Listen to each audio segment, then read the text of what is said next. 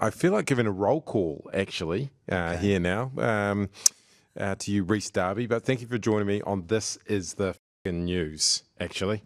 Yeah. Do you want to do a roll call on This Is the F***ing News? Let's do it. Go, away you go.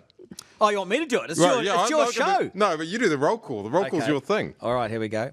Quick roll call before we kick things off. Paddy? I'm here, Rhys. Yeah. Present?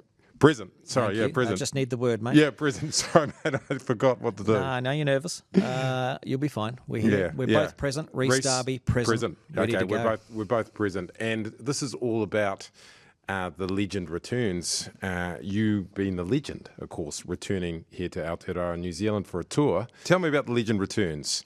Okay, so it's been 8 years since I've done a solo brand new show tour. The last one was The Mystic Time Bird, and that was about my mum's passing. I then concentrated on my acting career in Hollywood, voice acting as well as live action, doing comedy acting roles, and was loving it. And then, the world turned in many different ways. It's hard to keep track of how many times it's turning now.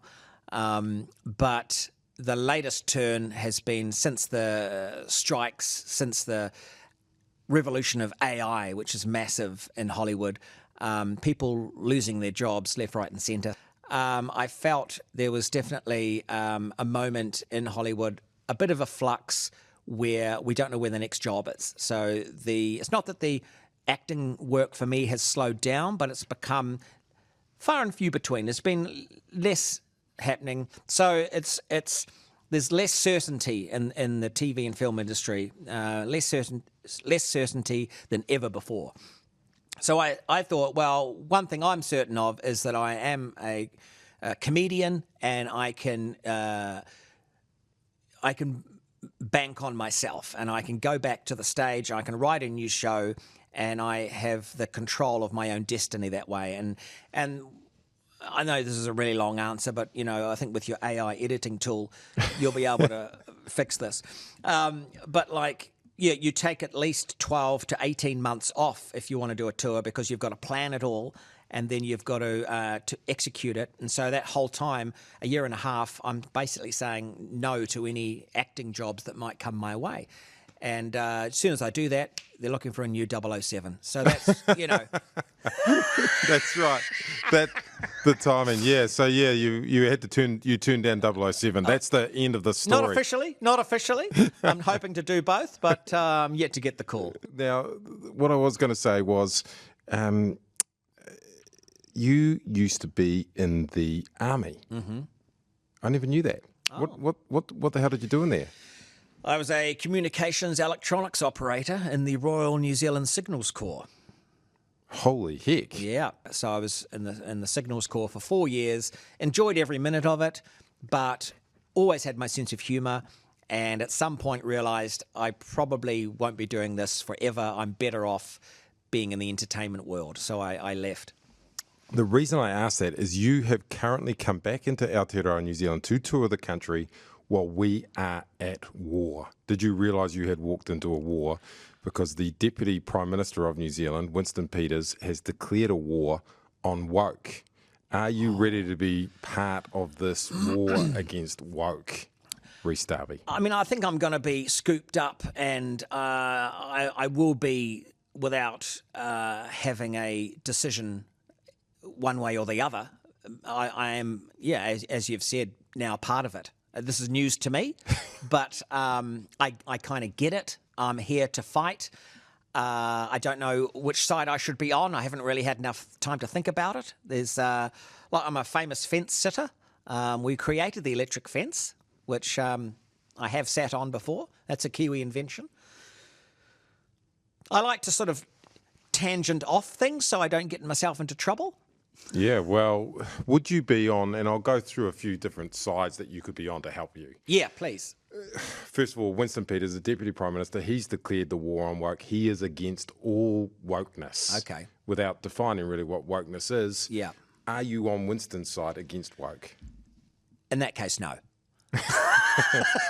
No, because it's just you're talking about an old dude who hasn't taken into consideration that life's changed. For the better, by the way. So people forget what wokeness originally meant. It was just like waking up and realizing that we need to treat each other better. And we've never done that. Humanity's always been awful with each other. And that's how we've won wars and how we've got through life and conquered the planet. But we've done all that now. We need to pull in and be friendly and start loving each other and across the board. Because we're so close, thanks to the internet and thanks to how we live now with social media, we're literally living on top of each other. So we have to act accordingly. And what about David Seymour? Because he is anti-woke as well. In fact, he goes so far to say that sushi is woke food. Would you be on his side in this war? No. Sushi is one of the best foods on the planet. Does dude not like sushi? He thinks it's woke. Ah, wow. I mean, I did a show called Rhys Darby Big in Japan. It was a huge hit here. You would have seen it. Yes. I mean, sushi was part of that. What can people expect if they come along and see the legend return? Well, certainly none of this kind of conversation. You're going to get me talking about artificial intelligence for the most part, and how a 51-year-old creative is living in a world where AI is trying to take over, and you don't necessarily want it. And part of it is my age, where I don't feel as though I need it.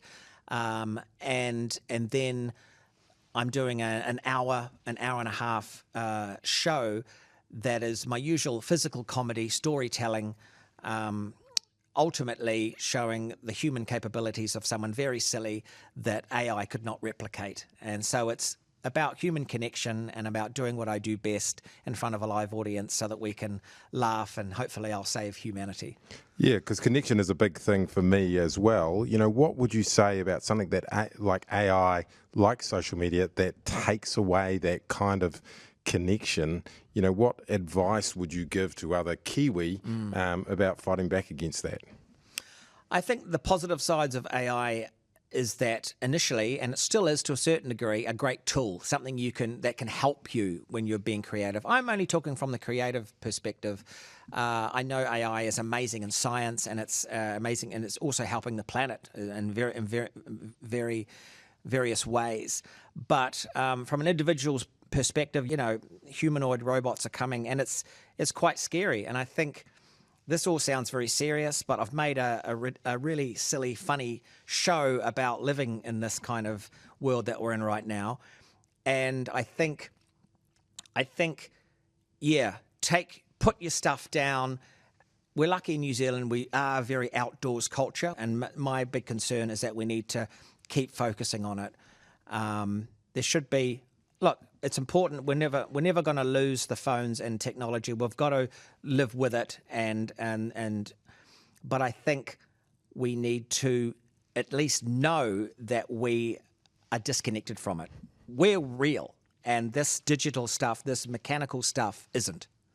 And that's the difference. Yeah, incredible answer. And have you seen Adolescence yet? This British drama involving the sort of the phones and the social media and everything. Yeah, what did you make of that? I've seen. Look, it was incredibly hard to watch because once I did watch the first one, and from someone who is involved in making TV, I was blown away by how amazing it was. Too real. Because you get into the acting's great, you get into the story, and you just and it was as a father of teenage boys as well. I can see, I was watching it with my wife Rosie, and once we could see that what he'd done, I don't want to give too much away on this show, but it was like, gosh, this is probably the most important show in the world right now, because not only is it done amazingly with one camera shot for each episode. The subject matter is completely where we're living right now, and how much the artificial stuff that we're seeing on our phones is persuading the young minds, and the lack of connectivity in terms of the parents of us humans who are going, oh, it's easy just to let these devices babysit our kids or whatever, and we're not looking at what they're looking at, and we dropped the ball with parenting a bit, and I think it's a wake-up call. I haven't watched past the first ep because I find it personally it's quite confronting, and I see where it's going, and I've read about it. But I like to be entertained and sit back when I watch something and have a laugh, and that was, oh geez, you poor. And also worry about the actor. This is his first time doing that, that teenage boy, and I hope he's okay, because so much focus on him. Yeah, there's a lot to unpack there. Yeah. Thank you very much for this thoughtful interview, Rhys Darby. Incredible, and we'll get out and see The Legend Returns. Please do. And at the end of the day, it's just very silly and funny, and I think we need it. The world needs to laugh right now. There's nothing funny about that at all. The legend has returned. Glasses are on. Darby's back.